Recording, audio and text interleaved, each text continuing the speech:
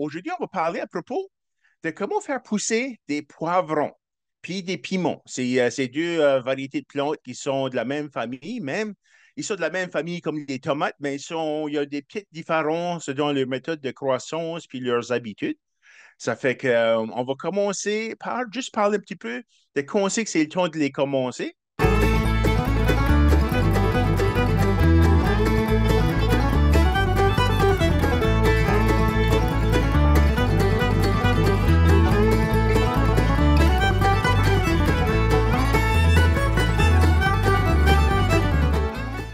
On commence nos poivrons au mois de mars.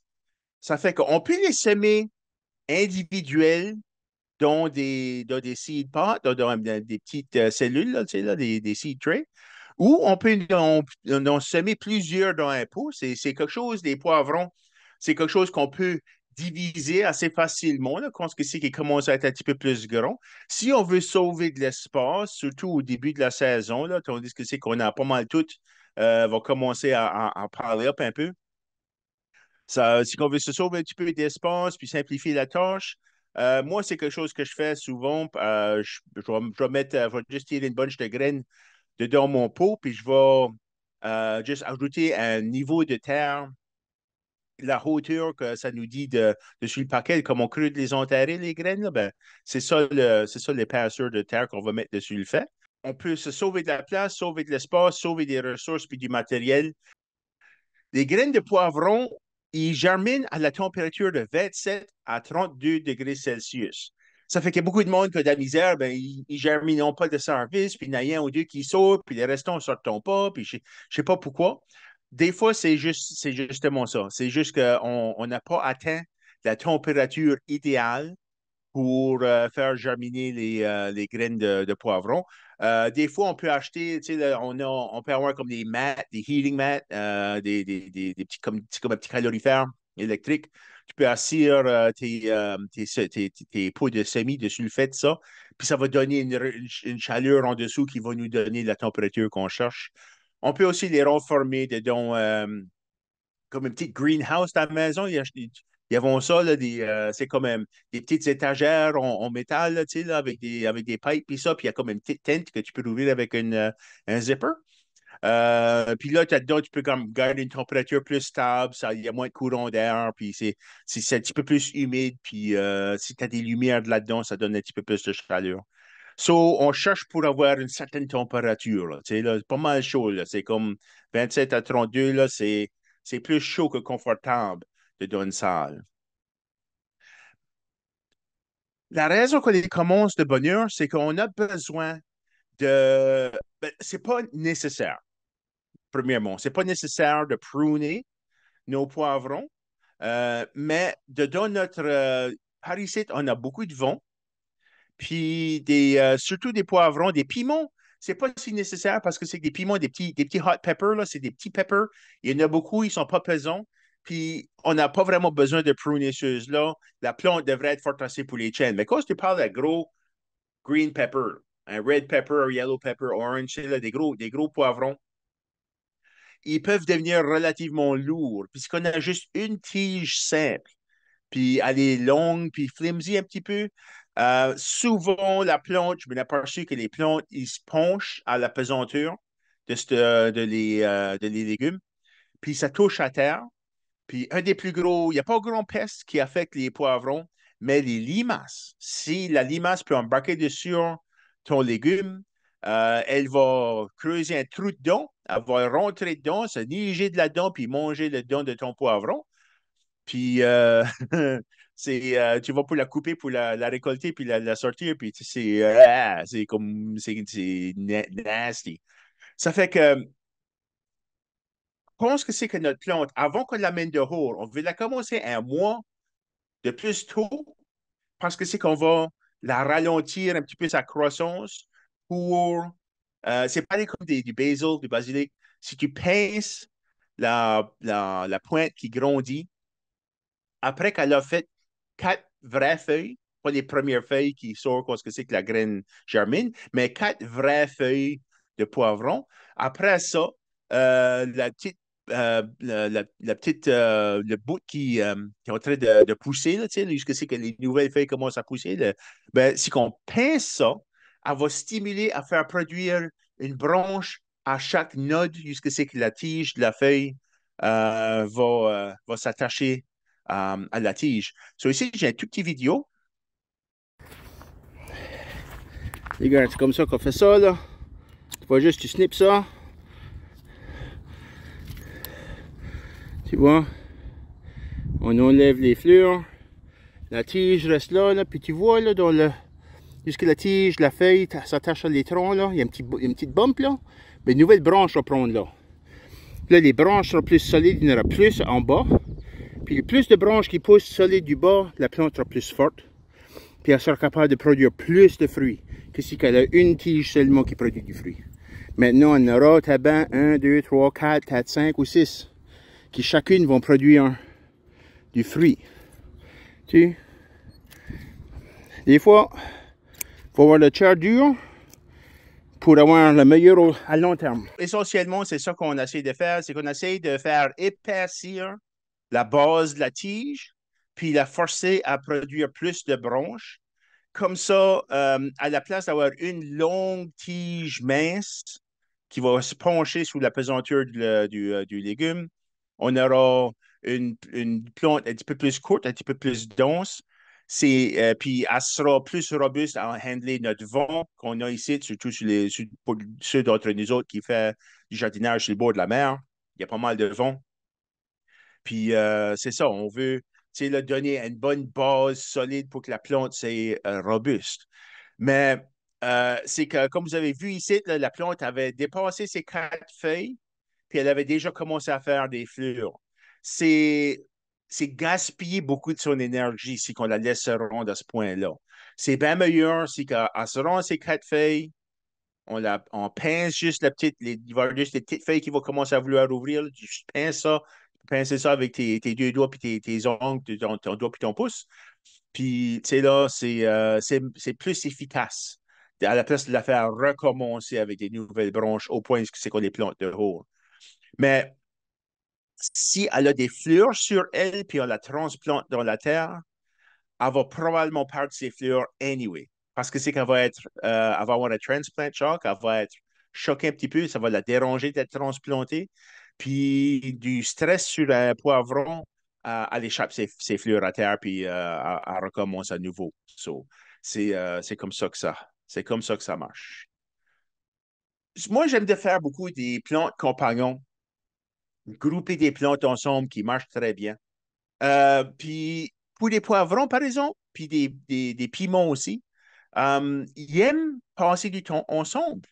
Ça fait que on veut planter les poivrons pour qu'ils soient proches assez que les feuilles puissent se toucher les mains.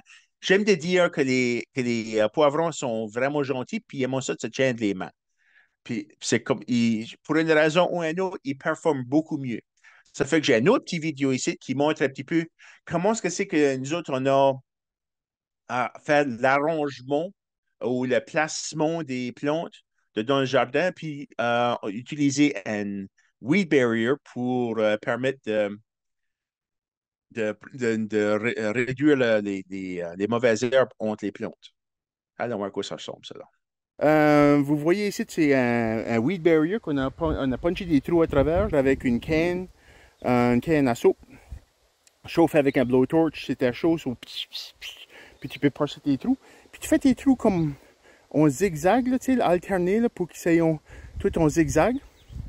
Comme ça, tu peux en mettre plus proche à proche. Pour les piments, il adorent de se toucher les mains. Il aiment ça de se toucher les mains, les bouts des doigts. Si on veut les planter à côté d'autres piments, puis on utilise un weed barrier pour faire sûr qu'il n'y a pas trop de mauvaises herbes. Comme ça, vous voyez ici, là, c'est tout comme une tarte avec des trous qui sont alternés. Si vous remarquez à la gauche ici, là, il y a un petit pattern là, sur l'écran. Ça semble, pensez à un 5 sur un dé, sur un dice. La manière que tu as les 4 coins puis tu as un au milieu, ben c'est kind of comme ça. Là. Tu fais comme droite et gauche, comme quelqu'un qui marche. Là, un pied, puis ensuite l'autre, puis alterner. Comme ça, on peut c'est ça la manière qu'on peut regrouper des choses qui veulent être ronds, le plus proche, le plus pâté tête que possible. Puis pour des poivrons, ça nous permet, tu sais, là, de les grouper ensemble pour qu'ils puissent, à toutes les plantes finissent par se toucher l'une à l'autre. Puis ça aide avec la pollinisation des fleurs. Puis aussi, comme je suis pas sûr si c'est quelque chose qui se passe au niveau des racines ou quoi, mais les piments font toujours bien meilleur que juste d'en avoir une ici et là tout seul, ou tu sais, le deux ou trois, là, tu sais. Euh, Ça fait que ce zigzag pattern-là, là, c'est quelque chose à se rappeler parce que pour les oignons, pour la plupart des autres légumes aussi, si on veut maximiser la productivité de chaque pied carré de notre jardin, ce pattern-là va nous permettre de mettre plus de plantes par pied carré, mais quand même respecter l'espaçage entre chacune des œufs. C'est là. So, c'est vraiment, pour moi, ça a vraiment été un game changer, puisque c'est que je peux vraiment mettre beaucoup, beaucoup de plantes. Puis, c'est ça. Essentiellement, à la fin du vidéo ici, dans l'image, on voit comment, ce que c'est que ça ressemble une fois qu'ils sont tous poussés. Puis, et c'est ça, carrément, les bouts des feuilles se touchent, puis ça fait beaucoup, beaucoup meilleure performance. Astur, les poivrons, sont seulement capables de faire euh, de 4 à 7 fruits chaque plante. Elle n'est pas capable de faire des gros nombres de fruits. Ça fait il faut semer plusieurs plantes pour en avoir assez pour faire des préserves. Moi, j'en plante 70 à 150 plantes de poivrons, mais on fait des préserves, on les fait sécher à la fin de l'année, puis on en a pour tout l'hiver, là. Tu sais? Ça fait que pour nous autres, c'est vraiment c'est une production. Il faut penser à ça. C'est comme un oignon. Tu sais, là, si on veut regarder les nombres de plantes qu'il faut planter, imagine, la plupart de nos soupers, on va avoir un oignon dedans. Ça fait que tu vas avoir au moins 365 oignons dans ton jardin, parce que la plupart, tu as 300, disons 300. C'est pas tous les repas qui vont avoir des oignons dedans. Mais c'est ça, faut penser à combien est-ce que tu peux en avoir. Puis, parce que c'est qu'elle ne produit pas tellement de fruits à la fois, souvent on peut avoir une récolte au mois d'août, au début du mois d'août. Puis si on les récolte les fruits verts, on aurait peut-être une deuxième ou une troisième récolte, dépendamment du temps qu'on se donne, puis les saisons qu'on a. Des fois, on a des longues saisons. Je m'ai déjà vu avoir trois récoltes. Puis ça, c'est trois récoltes avec 4 à 7 fruits par plante. T'sais. Des fois, tu n'as rien que trois, ta deuxième récolte ou la troisième récolte à la place de 7. Mais là, on est de plus que c'est qu'on n'aurait pas eu autrement. Sur un gros truc pour pousser nos poivrons, on lui donne de l'azote, du nitrogen. Si on regarde un sac de fertilizer, les trois numéros N, P et K, le premier numéro, c'est l'azote. Ça, c'est la vitamine qui aide les plantes à faire pousser des feuilles. Mais si on donne beaucoup d'azote tout le long, toute la saison au poivron, elle va, elle va continuer à pousser d'autres branches, d'autres feuilles, puis elle va mettre beaucoup de masse. Elle va faire beaucoup de feuillage, mais pas beaucoup de fruits. Étant donné que nous autres, notre saison est relativement courte, on n'a pas une saison, une productivité au Pérou, ce que c'est que le poivron, ça devient. Là-bas, ça pousse comme une vivace. Ça fait que là, tu sais, là, ça peut pousser, c'est des arbres, c'est quasiment du bois, là. Ça fait des grosses plantes. Mais nous autres, notre saison est tellement courte qu'on n'est pas capable d'avoir ça. So, on lui donne de l'azote au début.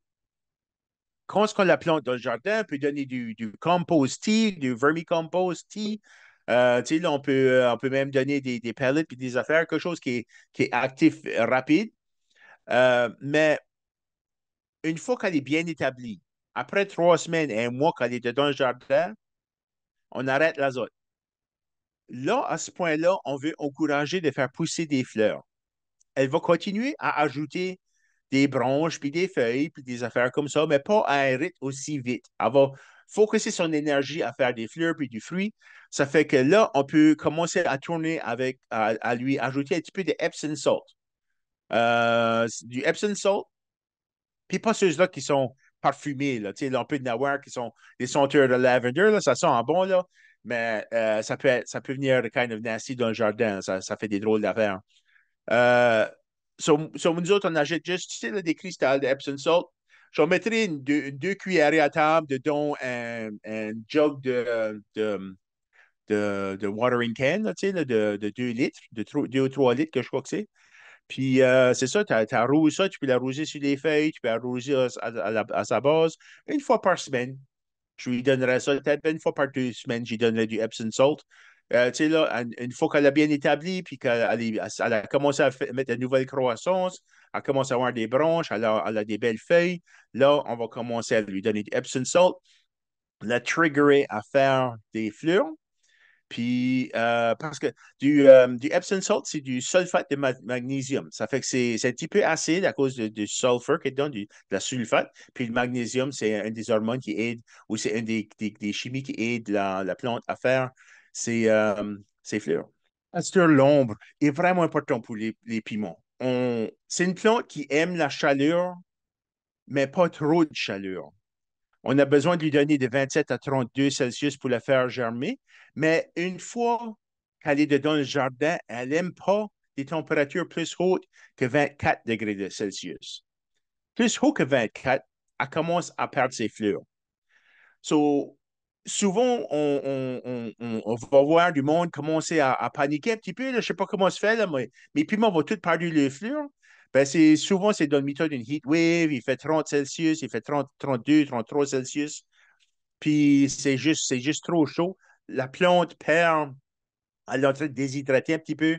Ça fait qu'elle vient stresser. Ça prend beaucoup d'énergie à faire du fruit, puis à créer des fleurs. Ça prend 2 fois plus d'énergie, ou c'est peut-être un différent nombre que 2 fois, là, mais ça prend beaucoup plus d'énergie à faire des fleurs que ça prend pour faire des feuilles. Ça fait que si vous remarquez dans la photo ici, à la gauche, il y a une petite bouchure, un snow fence noir qui a des trous dedans. Ça donne un ombrage partiel. Ils disent en anglais dappled shade. On ne veut pas enlever le soleil entièrement dessus la plante, mais lui donner un petit peu d'ombrage comme ça. Dans les heures de midi, là, tu sais, là, midi, 2 heures, 3 heures, 4 heures de l'après-midi, c'est le plus chaud de la journée. Si on peut lui donner un petit peu d'ombre d'Apple dans ces heures-là, ça va beaucoup réduire le stress que les poivrons vont passer à travers, puis ils auront plus tendance à garder leurs feuilles, puis tu sais, continuer à produire du fruit. Surtout si elle a déjà du fruit de sur elle, c'est tellement une bonne idée d'aller les récolter si on voit qu'il va y avoir des grosses heat waves. On peut récolter les fruits s'ils sont de bonne size, les amener en dedans. Ça réduit le stress sur la plante un petit peu. Puis là, elle peut se concentrer à faire la prochaine génération de fruits. Souvent, quand c'est que les grosses chaleurs fessent, c'est ce temps-là que je vais faire ma première récolte. C'est là au début vers le mi-temps du juillet, là, le début mi-temps du juillet, août, là, là. Puis là, on va avoir une autre récolte au mois de septembre. Puis, tu sais, là, si on peut mettre une serre dessus, tu sais, là, plus tard, tu sais, on n'a pas besoin de la boucher anymore. Puis là, dans les mois plus froids, on peut des fois avoir une troisième récolte. Mais de l'ombrage, à l'entour du midi, puis toute l'après-midi, un petit ombrage, là, ça fait pas de tort pour tout. Puis comme vous voyez ici, là, j'ai un autre weed barrier là pour arrêter les mauvaises herbes. C'est pas tout le temps que mes jardins, moi, ils sont parfaitement désherbés. Je waste pas de temps, moi, à désherber des affaires. Des fois, je vais juste mettre une tarpe, mettre des trous. Au bout d'un, je vais mettre du paillis. Au bout d'un, je vais laisser certaines mauvaises herbes pousser, puis je vais juste passer avec un weed whacker pour les débarrasser une fois de temps en temps. Mais je ne me mets pas à 4 pattes à terre à tous les jours pour désherber mon jardin. Le jardin est trop gros, puis j'ai pas assez de temps pour ça. Ça fait que cueillons nos fruits verts. Notre saison est trop courte pour faire mûrir des poivrons de sur la vigne. Ça se fait, mais ça prend plus longtemps à faire rougir sur la vigne que ça va prendre à faire produire un autre poivron. Ça fait que si on les récolte, puis qu'on l'encourage à en produire d'autres, les poivrons qu'on amène à la maison, on peut les mettre dans un bocal avec une banane mûre, puis ça va aider à les mûrir à la maison, comme des tomates. On va en perdre, par exemple. Si ils sont moindrement abîmés, il y en a une coupe ici et là qui vont pourrir, mais on peut les faire rougir comme ça. D'ailleurs, c'est une des raisons pourquoi c'est que les poivrons rouges sont 2 fois plus chers que les poivrons verts. C'est parce que c'est que ça prend plus de temps pour les faire mûrir. La déshydratation. Ça, c'est une des grosses choses. Nous autres, on fait beaucoup de déshydratation. So, j'essaie de penser à des différentes manières de préserver nos poivrons. On a mis à geler, bah, c'est comme slimy un petit peu quand ce que tu les uses. Puis, euh, tu sais, ça prend de la place dans le freezer. Puis, j'ai beaucoup d'autres légumes qui sont dans le freezer. Ça fait qu'on a trouvé, nous autres, de les faire déshydrater. J'ai amené une bouteille avec moi aujourd'hui. Ici, c'est des jalapenos. Il faut bien étiqueter nos bouteilles. Puis ça, quand on a ça, il ne faut pas faire l'erreur de croire que c'est de quoi qui passe pas ici, puis tu mets ça dans ta spaghetti. Ça, c'est ton métro, là, ça peut être pas mal Harry. Mais c'est de quoi qui se reconstitue bien quand tout ce qu'on a besoin de faire, c'est faire bouillir un petit peu d'eau. Tu tires un petit peu de tes poivrons de là-dedans, ils vont grossir, ils vont absorber l'eau, puis ils vont regagner beaucoup de leur saveur puis leur texture cuite. On va pas avoir la texture qu'elle a quand c'est qu'elle est crue. Ça fait que c'est pas de quoi qu'on ajouterait comme dans une salade, par exemple.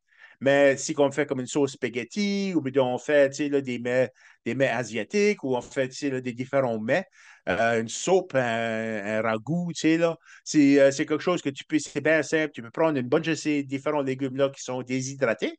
Tu tires ça dans ton eau bouillante, tu fais cuire ta viande, tu mets ça dedans. Tu sais, là, c'est vite fait, c'est commode, puis c'est vraiment convenient. Puis ça qui est vraiment important, c'est que c'est stable à long terme. Tu sais, là, on les garde les bouteilles fermées, tu sais, pour pas que l'humidité rentre dedans. Puis vraiment, on peut même prendre, acheter un attachement pour le déshydrateur ou pas pour le vacuum sealer, je devrais dire, qui peut vacuum sealer une bouteille, un mason jar comme ça. Puis là, on sait que c'est stable, puis ça peut durer des mois, puis même des années. La déshydratation, c'est une des méthodes de préservation des aliments qui est la plus sécuritaire, la plus simple, puis pour les débutants, probablement la plus facile à rentrer dedans. Un déshydrateur, tu peux en acheter les petits ronds, là, tu sais, là, tu peux en acheter un bon petit déshydrateur pour comme une cinquantaine de piastres. Puis c'est quoi qui dure des années, puis vraiment, le montant de nourriture, tu es capable de processer avec ça. Tu sais, là, des poivrons, des champignons, là, tu sais, là, des tomates, toutes sortes de choses. Tu peux tout déshydrater ça, puis ça fait vraiment des très beaux résultats. Ça fait, nous voilà. Puis ça fait la fin de notre slideshow pour asseoir. So, s'il y a des questions, on peut demander des questions, puis on peut ouvrir la salle aux questions. Aussi, il y a des chats. On peut vérifier des chats. Weed barrier. OK. Distance entre les plants. OK, j'ai une couple de questions ici qu'on peut répondre. La distance entre les plantes, à peu près 18 pouces.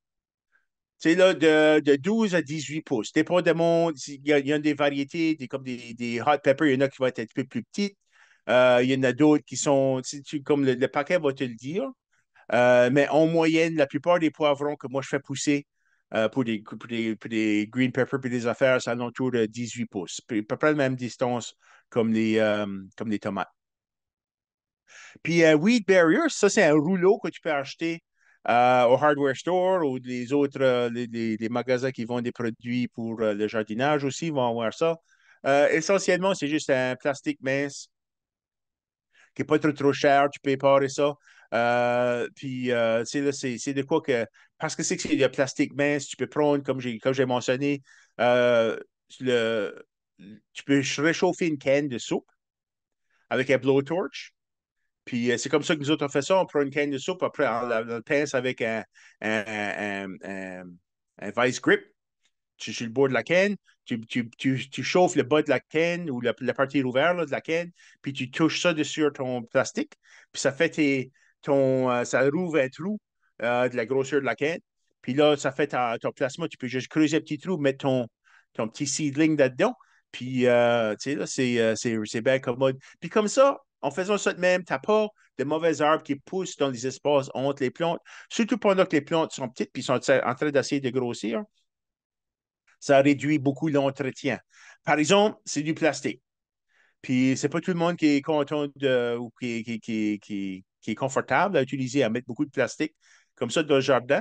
Euh, Moi, étant donné comme si j'étais retiré, j'aurais plus de temps à les herber, je ferais ça. Je préférerais utiliser moins de plastique, mais étant donné que je travaille à temps plein, puis je ne suis souvent pas comme nécessairement disponible à aller entretenir mon jardin tous les jours comme que c'est que j'aimerais, là, tu sais, là, il faut faire des décisions, puis voir qu'est-ce que c'est que les solutions qui marchent pour nous autres. Puis pour moi, j'ai trouvé ça commode, moi, surtout comme des poivrons, puis il y a des certains légumes là, comme ça que j'aime mieux de mettre des weed barriers.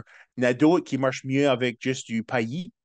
Des tomates, par exemple, pas besoin de weed barrier à pailler des algues, des austères qui poussent, que tu peux trouver sur la plage.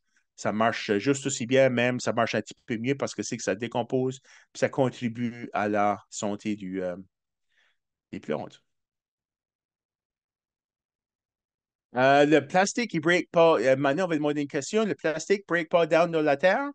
Ben, le plastique se défait. Essentiellement, comme je mets un ring, c'est comme c'est le ring de la soupe, je ne fonds pas toute la whole surface dedans, ça fond juste le ring, puis j'enlève le petit cercle.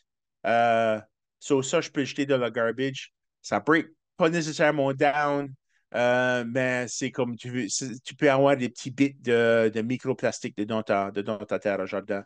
Puis c'est une des raisons pourquoi est-ce que c'est que je préférerais utiliser d'autres méthodes si qu'il y avait quelque chose d'autre qui pourrait marcher aussi bien. Euh, pour le weed barrier, Nicole demande la question, pour le weed barrier, on peut-tu utiliser une toile à landscape? Oui. Oui, tu peux utiliser une toile à landscape. C'est pas mal n'importe quoi. Surtout de quoi de plus épais si tu veux, si tu veux de quoi qui va durer plusieurs années. Comme moi, ça que vous avez vu là, une fois que ça commence à la fin de la saison, quand tu vas pour les arracher, des fois, il y a des mauvais arbres qui sont repoussés entre, puis ça cause, des fois, ça les déchire, mais souvent, je les use à peu près 3 ans avant qu'ils ne sont plus utilisables anymore. Oui, Bernie, tu avais une question? Oui, c'est plus pour des hot peppers. Ça fait 2, 3 ans là, je fais pousser des hot peppers, puis je trouve que des fois, il y a des années là, que les hot peppers n'étaient pas. La heat, il n'y a plus de heat dedans. Là. Il y a Pas de heat trois. dedans. Ben, j'ai lu online qu'il fallait que tu stresses la plante ou as-tu des suggestions? Ouais, tu peux passer puis avec une petite canne, un petit bâton, quand tu passes, puis juste donner une petite tape, tape, tape, tape, tape, tape, brise, juste abîmer un petit peu la surface des feuilles. Puis essentiellement, le capsaïcine qui fait la chaleur dans les piments, c'est une défense contre les pestes.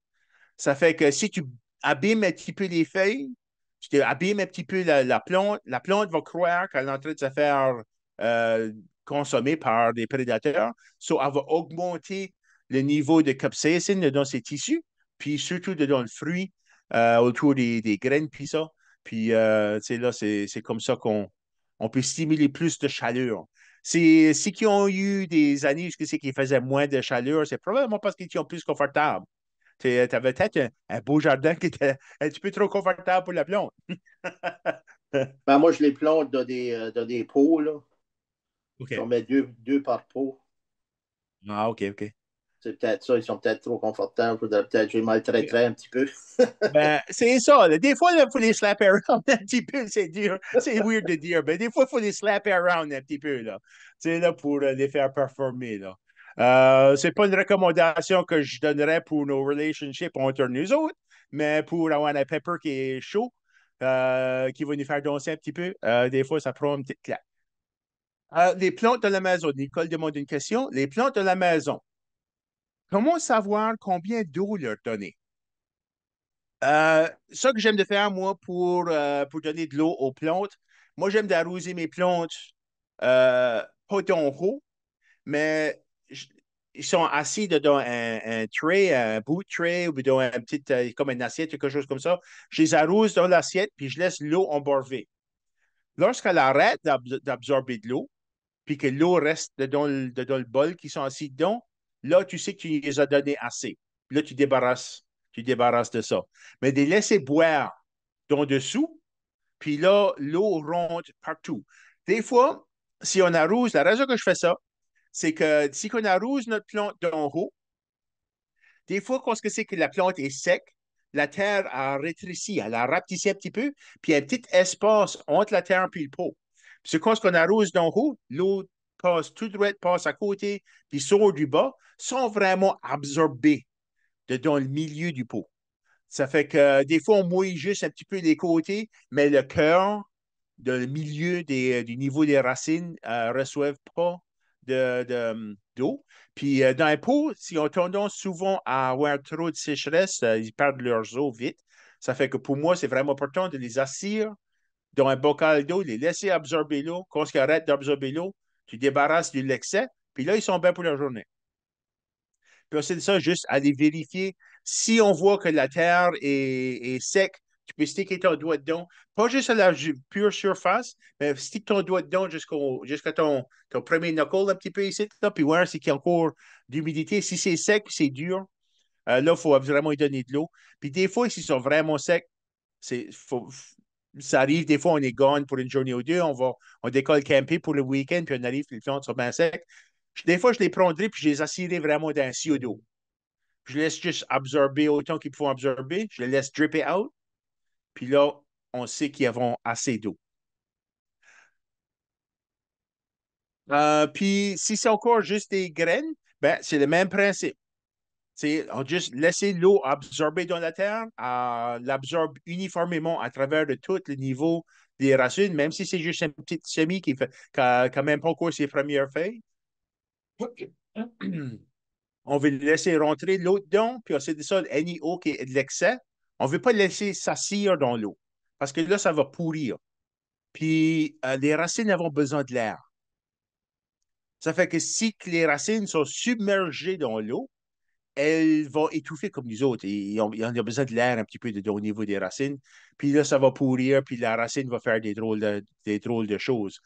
Euh, Ça fait que c'est mieux de juste checker, faire sûr que quand on voit qu'il y a un petit peu de. Ça commence à être sec.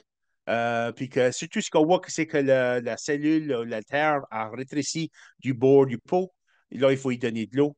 Mais il ne faut pas trop y en donner. C'est le NiO qui reste assis dans le fond. Drip it out, drain ça. Puis on s'est juste laissé s'assire de même pour le next couple de jours jusqu'à temps qu'il en a besoin. Bernie, tu avais une autre question? Oui, fait là, tu dis que ça serait le temps de planter des graines. Comment c'est ça à cette heure? Moi, d'habitude, c'est Ah à la oui? fin du mois de mars, là, mais Ouais, ouais. ce Ben, serait c'est mieux sûr. ouais, moi, je trouve, surtout pour les peppers, si on va les pruner plus tard, c'est qu'on va on va trimmer la growth tip puis la faire restarter, faire pousser plus de branches.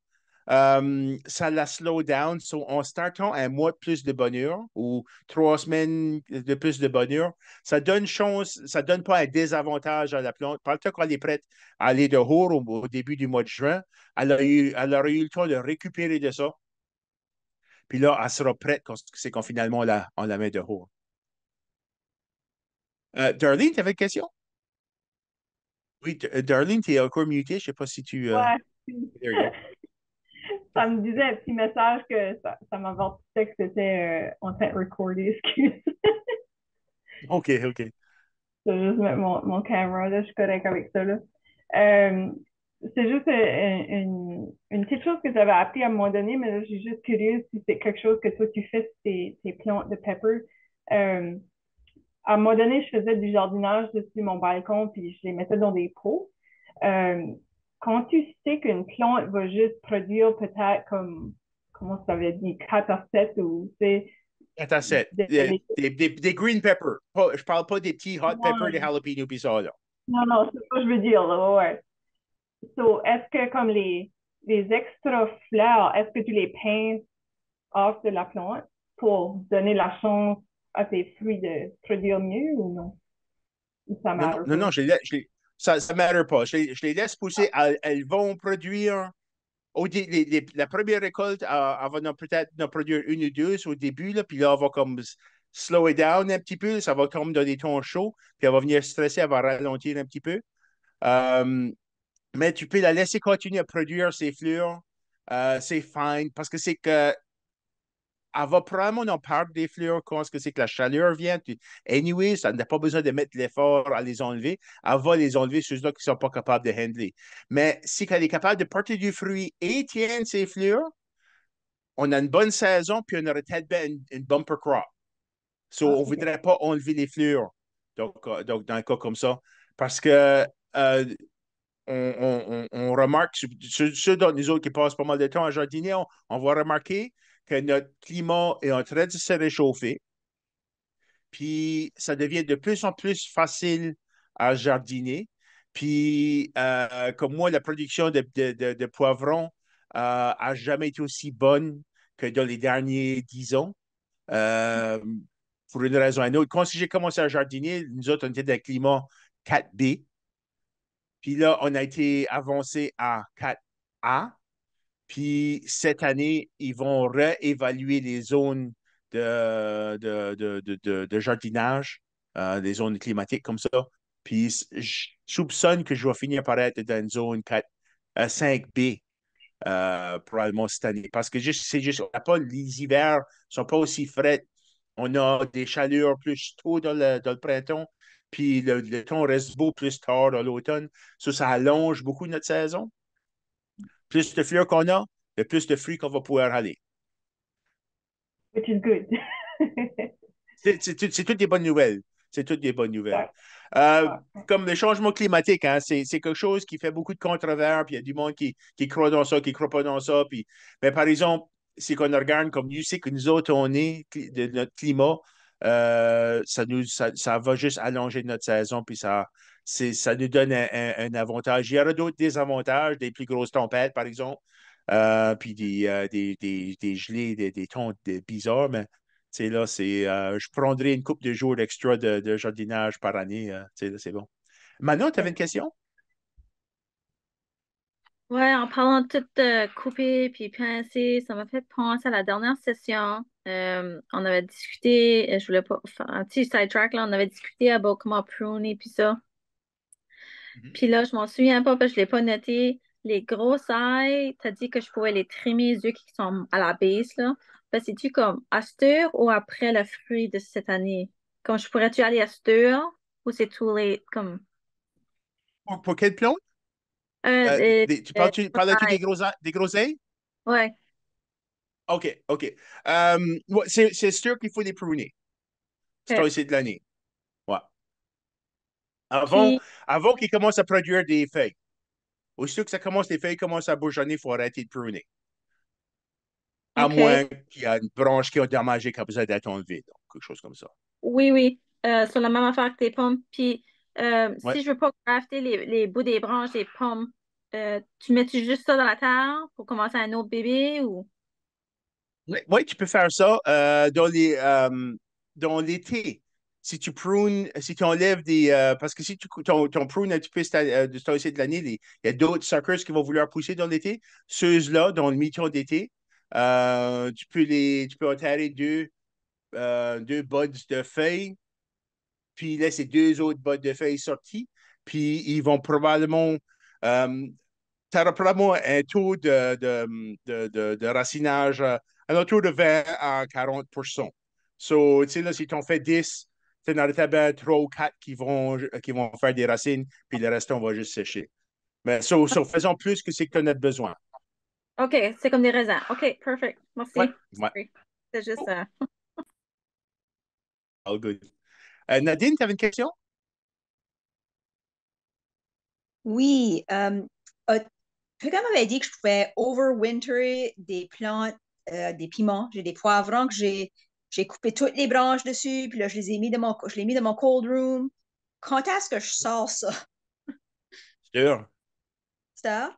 Ah oui, ah oui, puis j'ai assez fier que tu as mentionné ça. Oui, nos poivrons, là, tu sais que ça vient du Pérou, ça, là? c'est des vivaces. Mais ils ont un petit peu, un climat, c'est des montagnes, puis ça, puis ils ont comme des places jusqu'à ce que ça va vivre à l'année. Ben, nous autres, ça ne marche pas comme ça, ben, on peut les rentrer. C'est comme Bernie qui les fait pousser dedans des pots, là. Ben, lui, il peut rentrer son pot, la garder dans sa cave, même, il peut les même mettre dessus des lights. J'ai déjà fait pousser des cayennes comme ça, puis récolter au mois de janvier. C'est remarquable. Tu donnes un masse de light, là, puis il faut donner beaucoup de lumière, par exemple. Mais, ah oui, ça marche vraiment bien. Puis tu peux garder la même plante pour comme 3, 4, 5 ans si tu veux. Plante, quand elle n'est pas endommagée par des aphids, des fois, tu as des spider mites qui vont rentrer quand tu rentres une plante en dedans. So, il faut juste watcher pour des affaires comme ça. Un petit peu d'eau savonneuse avec de l'ail puis des hot peppers dedans. Tu peux débarrasser de tes aphids puis tes spider mites avec une petite spray d'eau savonneuse avec Ouais, je fais juste de harvester des hot peppers, là. Ah ouais? Ben, right on, good stuff. Et sur le cadre de la porte, là, comme j'ai avec des petits pots de Yeah. même. Et, puis une anneau qui sont en train de fleurir tout de suite. Oh, wow. Puis ça, c'est ça. On a des options de même, puis c'est du fun. Dans les mythos d'hiver, je sais pas à bas de vous autres. Ben, moi, dans le mytho de l'hiver, il fait noir, puis c'est frais, puis tout est gris, il n'y a pas de couleur. Comme, c'est nice d'avoir une coupe de belles petites plantes vertes, puis surtout qui sont en train de fleurir, puis comme t'as des peppers qui rougissent dessus, parce que ceux-là, on te donne parce que c'est que tu peux contrôler les conditions, puis tu peux le laisser dessus pour plus longtemps. Tu peux faire rougir tes fruits en dedans. Puis si vous avez une serre, comme ici, j'ai en train d'assumer qu'on n'a pas des grosses serres commerciales réchauffées, puis tout ça, là, qu'on est juste en train de jardiner dehors, dessous des hoops, peut-être, des frost blankets, des affaires comme ça. Mais on est capable de faire, tu sais, là, garder des peppers de même à l'année si on veut y donner les conditions. C'est absolument. Puis il y a d'autres plantes aussi qu'on peut faire ça avec aussi, là. Non, ça fait vraiment du fun. Hein. Quand ce que c'est qu'on a, on peut sortir du fruit frais, tu sais, là, des hot peppers de même, tu peux faire des fajitas, puis tu sais, là, tu peux chopper up un beau cayenne là-dedans, là, c'est vraiment, c'est fantastique.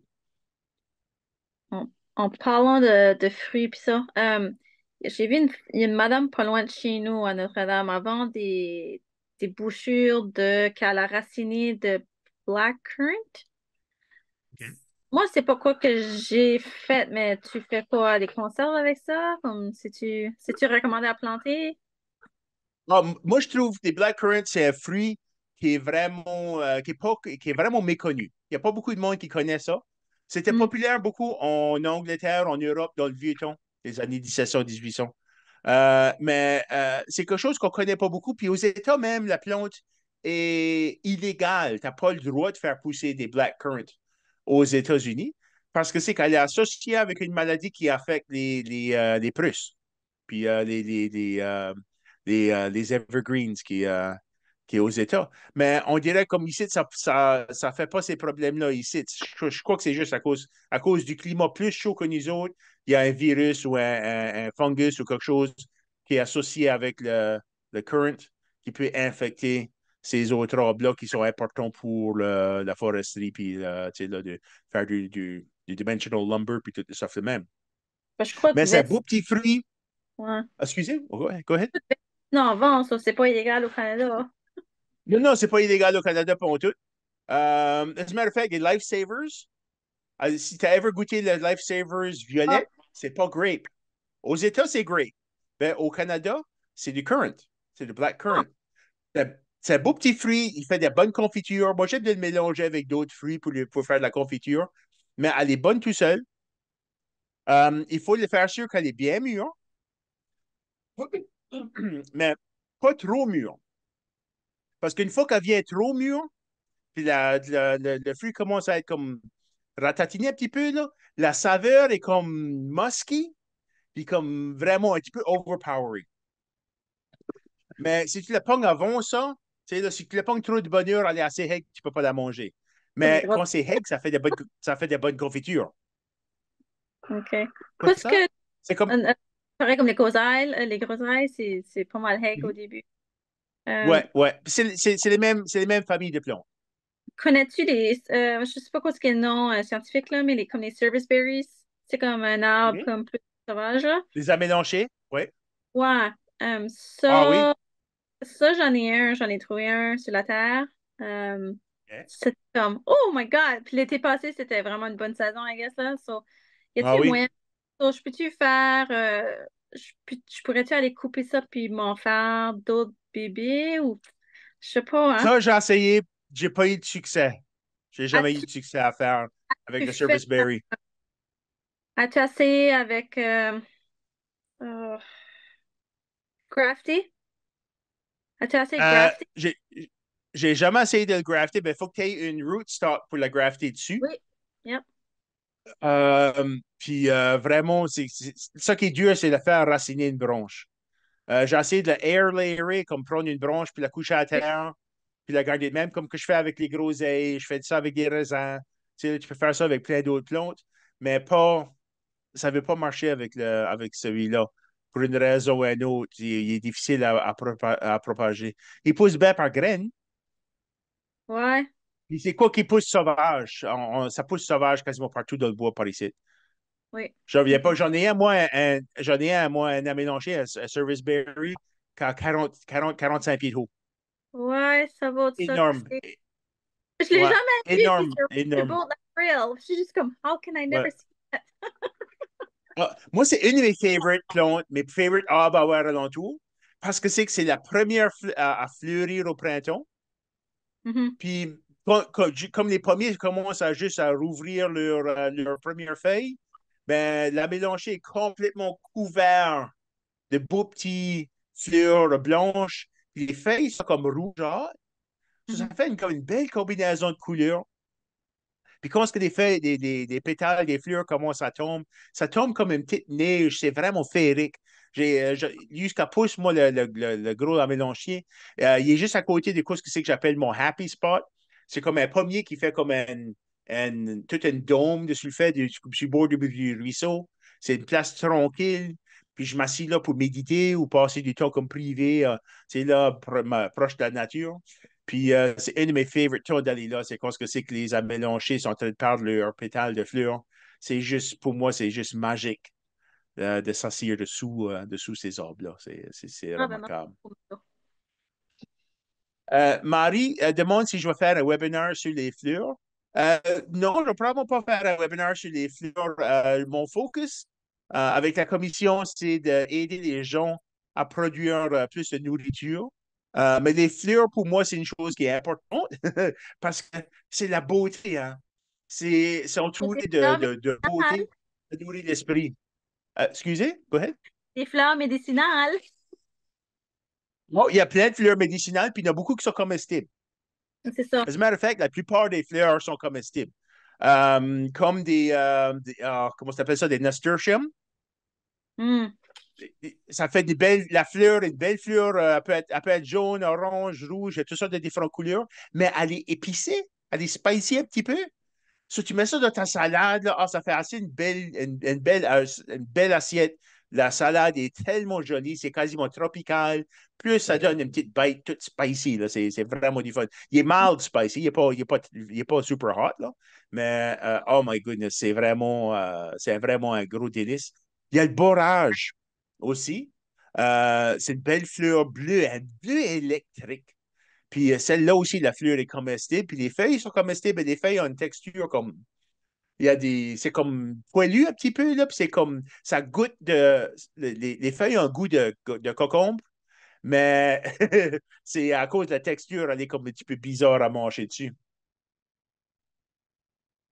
Ici, Nicole demande comment maximiser un plant de rhubarbe. La rhubarbe est facile. Une pelletée de fumier à tous les années. That's it. So, à tous les ans, tu lui donnes une grosse pelletée de fumier. Même si qui est pas mal cru, c'est OK. Dans l'automne, tu peux lui donner du fumier relativement cru. Par le printemps, c'est là s'il y a des pathogènes dedans, mais c'est gone par le printemps. Puis, c'est une plante qui est vraiment gourmande. So, si tu lui donnes beaucoup de matière riche, elle va grossir vite, elle va être très productive. Puis, tu sais, là, à tous les 4 ans, tu peux la diviser en quatre puis la propager. Ou tu peux la laisser comme ça, puis elle va juste continuer à faire des belles grosses plantes de rhubarbe. Le rhubarbe est fantastique dans le jardin. C'est une chose bien facile à mettre ça. Tu mets ça dans le coin. J'aime de les mettre autour de mes arbres à fruits. Puis comme ça, j'engraisse ma rhubarbe, j'engraisse les arbres à fruits. Tout le monde est content, là, tu sais. Euh, Marie demande si je vais faire un webinaire sur comment préparer la terre pour un jardin. Oui, on va avoir, je crois que si c'est pas la semaine prochaine, c'est la semaine d'ensuite. Là, au mois de mars, ici, là, on va parler. Je crois que c'est pas le dernier session du mois, mais c'est l'avant-dernière session du mois, je crois. On va parler comment améliorer, comment faire la bonne terre à jardin, comment le manager pour qu'elle reste fertile, qu'on ne perd pas les nutriments, puis comment faire du compost, nous autres mêmes. On va montrer comment faire du compost. C'est tout du stuff qui est bien simple. C'est ça, on va tout couvrir tout ça. Puis, tu sais, qu'est-ce que c'est que le cédule annuel qu'il faut maintenir pour garder une terre fertile en perpétuité. C'est quelque chose, prendre garde de la terre, c'est ça le skill set, c'est la compétence la plus importante que nous autres, comme jardiniers et jardinières, on a besoin d'apprendre, c'est comment faire de la bonne terre fertile. C'est quelque chose qu'on a comme oublié comment faire ça. Puis des fois, on dépend trop dessus le marché, dessus les produits qui nous sont offerts, puis les machines qu'on utilise pour faire des choses comme ça. Souvent, là, c'est bien simple à prendre garde de la terre. C'est juste question de timing, puis de continuellement ajouter de la matière organique. Ça prend du fumier, ça prend du compost. Y avait-il d'autres questions avant qu'on finisse? Il reste 2 minutes à la session. Puis, pour ceux qui ont demandé des questions, j'ai-tu bien répondu à vos questions ou y a-t-il d'autres choses que j'aurais pu répondre plus clairement? Juste double-checker, faire sûr que j'ai tout répondu aux questions.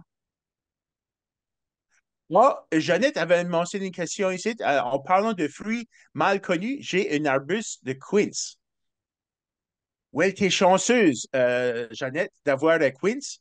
Ça, c'est un fruit qui était beaucoup populaire dans le temps des Romains. C'est là, dans les ans premiers, là, tu sais. C'était un fruit qui était utilisé ou qui était juste consommé par la royauté puis les high poches, là, tu sais, là. C'était pas de quoi qui était offert au monde régulier.